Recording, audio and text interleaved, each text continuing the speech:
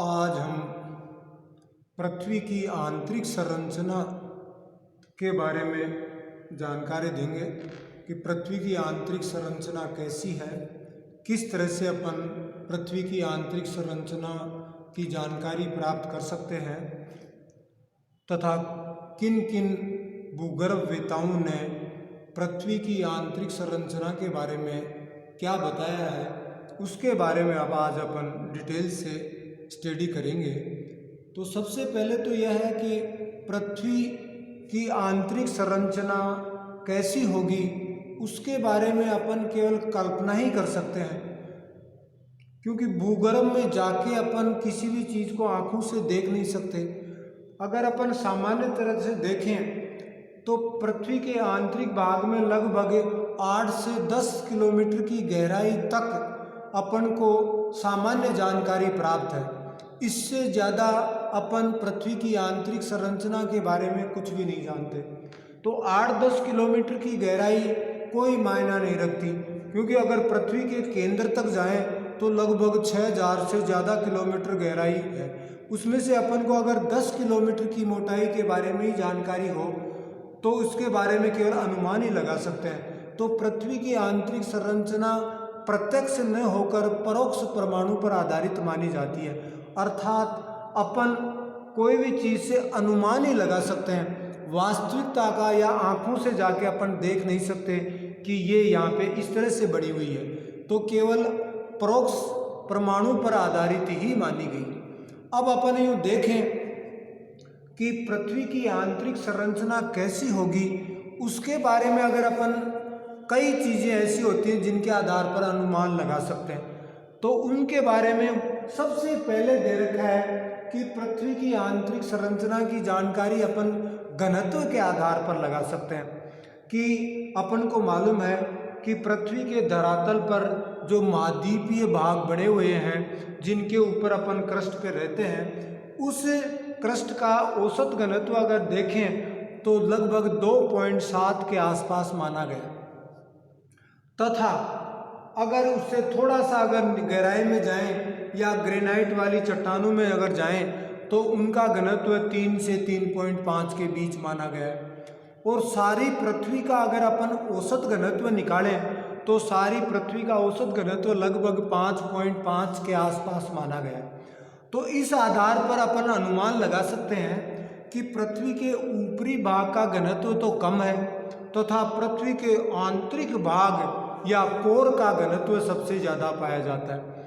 कि ऊपरी भाग का घनत्व 2.7 है, फिर अगर ग्रेनाइट की जहाँ चट्टानें पाई जाती हैं वहाँ 3 से 3.5 के आसपास या 4 के आसपास पाया जाता है।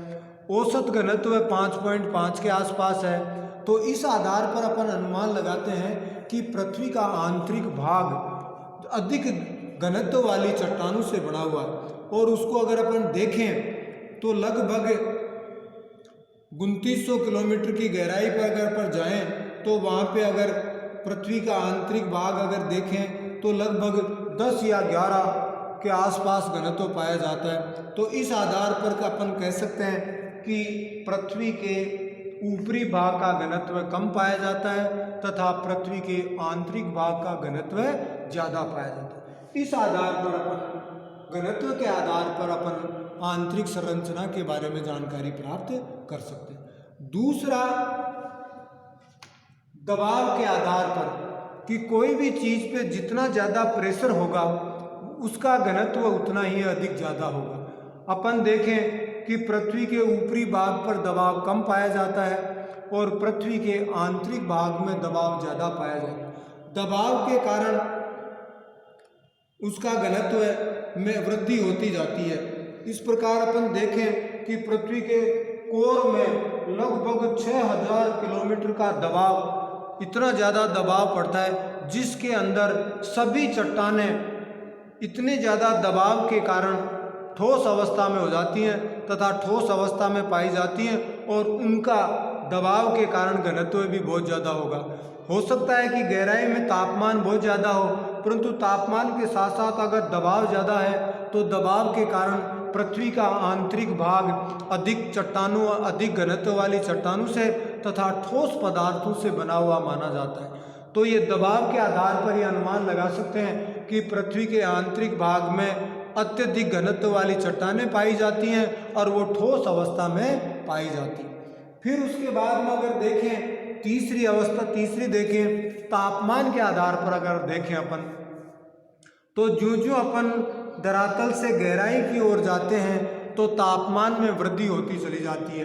अगर अपन औसत देखें तो लगभग 32 मीटर की गहराई पर 1 डिग्री सेंटीग्रेड तापमान में वृद्धि हो जाती है। अगर पृथ्वी का कोर अगर देखें लगभग 6000 किलोमीटर से ज़्यादा पाया जाता है। तो इस आधार पर अगर अपन देखें तो पृथ्वी का आंतरिक भाग का तापमान अत्यधिक मात्रा में पाया जाता है। तापमान के आधार पर अगर अपन देखें तो लगभग हो सकता है 2000 डिग्री सेंटीग्रेड या इससे भी ज़्यादा, कोर का तापमान 20,000 सेंटीग्रेड के आसपास भी हो सकता है। इतने अधिक तापमान में कोई भी वस्तु, कोई भी पदार्थ या कोई भी चट्टान ठोस अवस्था में नहीं रह सकती, वो तरल अवस्था में पाई जा सकती है। तो तापमान के आधार पर अपन ऐसा अनुमान लगा सकते हैं कि पृथ्वी का आंतरिक भाग अत्यधिक घनत्व वाली चट्टानों से परंतु तरल पदार्थों का बना हुआ होगा, कि ठोस की बजाय कि पृथ्वी का आंतरिक भाग तरल पदार्थों से बना हुआ है। तो इस आधार पर अपन लगा सकते हैं कि पृथ्वी का आंतरिक भाग अधिक घनत्व वाली चट्टानों का बना हुआ है या लोहे निकिल से बना हुआ है, परंतु वो तरल पदार्थ में पाया जाता है, क्योंकि तापमान की अधिकता के कारण कोई भी चट्टान या कोई भी ठोस पदार्थ वहाँ पे ठोस अवस्था में नहीं रह सकता।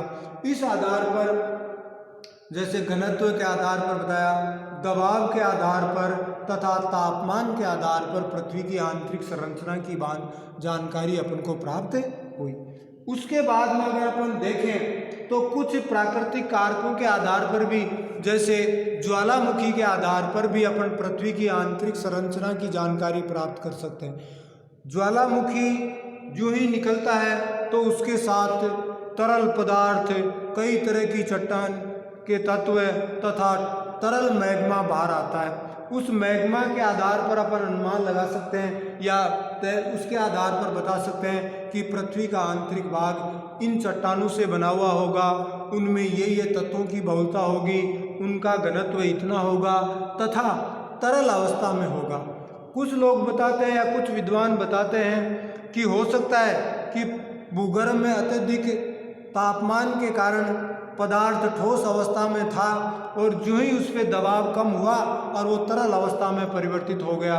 परंतु ज्वालामुखी के आधार पर भी अपन पृथ्वी की आंतरिक संरचना के बारे में जानकारी प्राप्त कर सकते हैं तथा ज्वालामुखी से जो भी पदार्थ भूगर्भ पे आता है उसके आधार पर अपन सारी चीज़ों के बारे में अपन अनुमान लगाते हैं और उसके बारे में अपन जानकारी प्राप्त कर सकते हैं। उसके बाद अगर अपन देखें तो भूकंपीय तरंगों के आधार पर भी पृथ्वी की आंतरिक संरचना की जानकारी कर सकते हैं। आपको मालूम है कि भूकंप से निकलने वाली पी, एस और एल लहरें, प्राथमिक लहरें, द्वितीयक लहरें और तृतीयक लहरें, पी और एस लहरें निकलती हैं। कोई भी एक लहर एक घनत्व वाली चट्टानों में से होकर एक तरह से निकलती है तथा जो ही चट्टानों का घनत्व या चट्टानों में परिवर्तन होता है तो उसकी गति में भी परिवर्तन होने लग जाता है।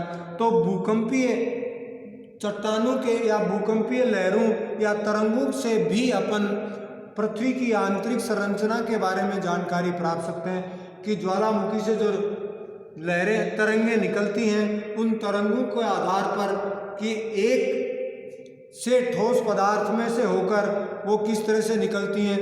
दूसरी ये बात बता रखा है कि पृथ्वी के आंतरिक भाग में पी तथा एस लहरें तो पाई जाती हैं परंतु एल लहरें वहाँ पे नहीं पाई जाती।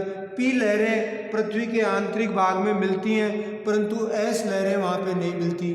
और एस लहरों की ये विशेषता होती है कि वो तरल पदार्थ को पार नहीं कर पाती। इस आधार पर भी अनुमान लगा सकते हैं कि पृथ्वी का जो आंतरिक भाग है, कोर, वो तरल पदार्थों का बना हुआ है, क्योंकि वहाँ पे प्राथमिक लहरें तो उस तरल पदार्थ को पार कर जाती हैं, परंतु द्वितीयक लहरें वहाँ पे नहीं पाई जाती। तो इस आधार पर यह अनुमान लगता है कि हो सकता है कि पृथ्वी का आंतरिक भाग ठोस अवस्था की बजाय तरल अवस्था में पाया जाता है, और तरल अवस्था में द्वितीयक या एस लहरें पार नहीं कर पाती और एस लहरें वहाँ पे नहीं पाई जाती। तो इस आधार पर अपन अनुमान लगा सकते हैं कि पृथ्वी का आंतरिक भाग कैसा होगा।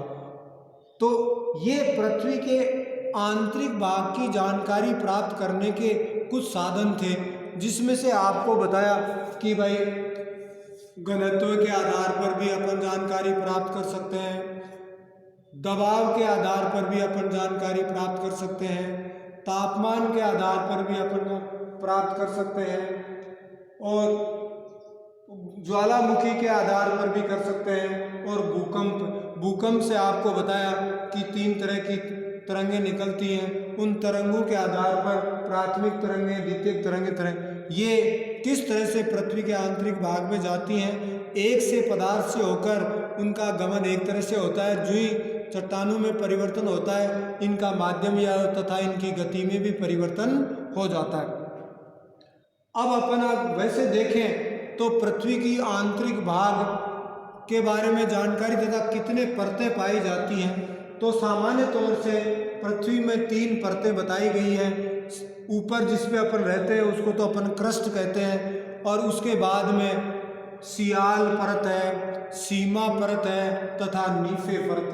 अब सियाल परत, पहली वाली परत का नाम सियाल परत है, जो सिलिका तथा एल्यूमिनियम से मिलकर बनी होती है, तथा इसका घनत्व लगभग 2.9 के आसपास पाया जाता है। 2.9 के आसपास इसकी घनत्व पाया जाता है, तथा इसमें तेजाबी पदार्थों की तथा ग्रेनाइट सेलों की अधिकता पाई जाती है। इसके अलावा पोटेशियम, सोडियम तथा एल्यूमिनियम के सिलिकेट भी इसमें पाए जाते हैं, तथा ये सबसे ऊपरी परत मानी जाती है।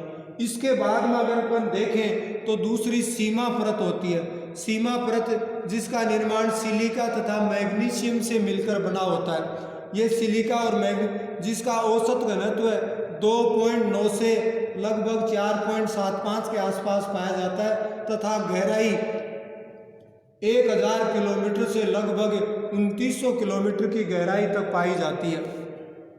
इसमें भी बेसाल्ट जैसे सेलों की अधिकता पाई जाती है, तथा क्षारीय अंश की भी अधिकता होती है। यहाँ मैग्नीशियम, कैल्शियम तथा लोहे के सिलिकेट ज़्यादा मात्रा में पाए जाते हैं।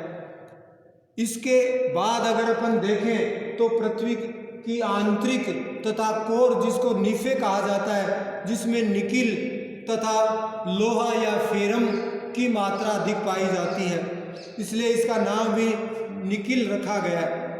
यह 2900 किलोमीटर की गहराई से पृथ्वी के केंद्र तक पाई जाती है, तथा इसका औसत घनत्व 11 के आसपास माना गया है। इस प्रकार अपन देखें तो इस तरह से अपन पृथ्वी की आंतरिक संरचना, इसके अलावा और भी बहुत सारे भूवैज्ञानिकों ने पृथ्वी की आंतरिक संरचना के बारे में बताया है, जो आगे भविष्य में। बहुत बहुत धन्यवाद, थैंक यू।